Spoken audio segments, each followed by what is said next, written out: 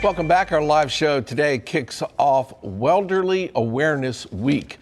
And what is that? All right, we're going to find out. Anyone over 80 years old who is living life to the fullest despite chronic disease is considered welderly.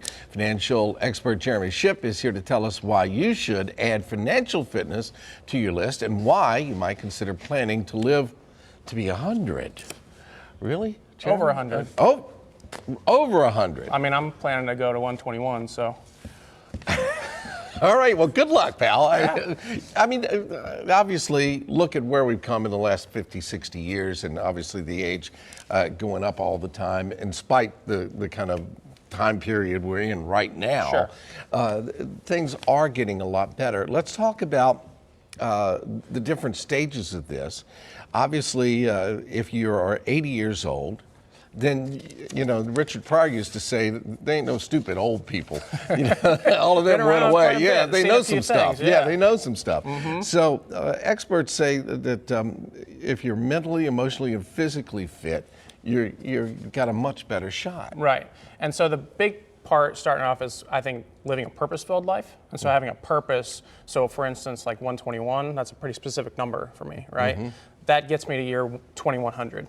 So I'd have lived in 3 different centuries, and I just think that's pretty neat. That's exciting. Yeah. So having a purpose as far as propelling us forward is going to keep us active in mind, body, and spirit going forward. So that's where the whole triad comes through as far as living a purpose-filled life. So a lot of it is in here. A lot of it is in here. I remember George Burns, had his 100th birthday, and they asked him how long he was going to live. He says, "Well, I got a contract to be at Caesars at 103, and right. I'm not going to break a contract." So you've got to have that purpose in mind. That this is what I'm going to do, and this is how I'm going to make it happen. And that's going to help you stay healthy, and it's not just about a long lifespan, but a long health span as well. So the super welderly are folks who are over 80, living life to the fullest without having any chronic disease. So that's definitely the realm I'm looking at being in. Okay, so step one, I guess you got to find what that purpose is. I would think by the time you're getting up there, you have several purposes that they always say, got to have a reason to get up in the morning. Right, exactly. Yeah. So that's the thing. A lot of people will want to do that. But once we have that purpose, then let's start working on the physical aspects. So, physically fit, going out as far as exercising. So walking is one great exercise people don't really think about very much. But just 75 minutes a week is going to give you a lot of benefits cardiovascular.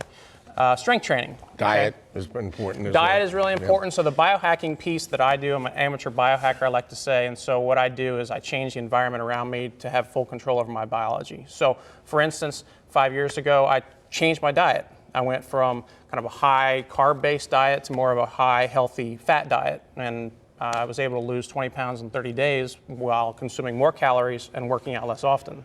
So that's as far as being healthy. It's about physical, the mental, and then what you put in your body. You're a financial guy, and let's get to what that means to be financially fit.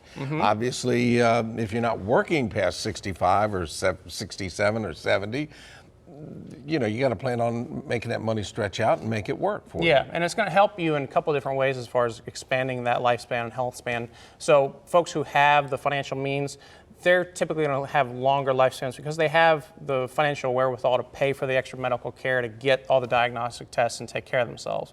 But then on the emotional and mental side, they feel better about having money to last them. They can sleep better at night. It's going to help decrease their stress levels, less cortisol in their body. So everything that they do, it makes a big difference being able to be flexible and keep your money lasting as long as you do. This is important on several levels, I'm guessing, because like you said, peace of mind is huge in this. And that allows you to do all the other things we talked about at first. Exactly. Like keep your family, keep your friends around, keep people that you need, not only physically, but mentally to make you feel like you. Right, and money is definitely just a means to an end, okay? So you use money to do the things you want and have the lifestyle that you want in retirement. So being flexible with your money, especially in retirement, is going to go a long way in keeping you grounded, especially in times like this. Markets are going all over the place, and I like to talk to my clients about having balance in their financial tanks. So we've got some money in investments, some money sitting over here in the safe kind of in place. And so as the markets are going around, they're not panicking and making emotional bad decisions when it comes to investing because they can be flexible with the times. I think I used the word strange times that we're living in. You know, things change, and we're definitely seeing that now. What was normal a month ago isn't normal now. You and I don't shake hands anymore. Right, yeah. You know, and all the other things we're doing to try to stay safe at the same time.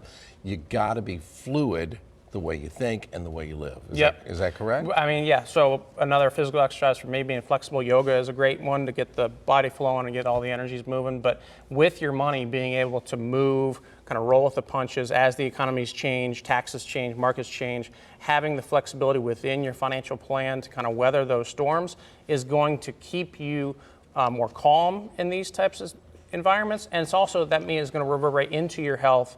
Again, less stress, less cortisol. You're going to have a better immune system to be able to deal with different things going on out there. Keep the stress level low. That's the main thing, as far as that's my job for my clients. Take care of the money so they're not stressing about it. Little knowledge goes a long way. Big Thank time. you, buddy. Big Appreciate time. it. Thanks to our friend Jeremy. For more information, please visit us online later today, WTVR.com/VTM. Jess, back over to you. All right, thanks so much, Jeremy. I didn't know you were a biohacker. Now I have so many questions. 121. I know, this is huge. Yeah. We knew you as the money man, but a biohacker too. This is getting pretty interesting.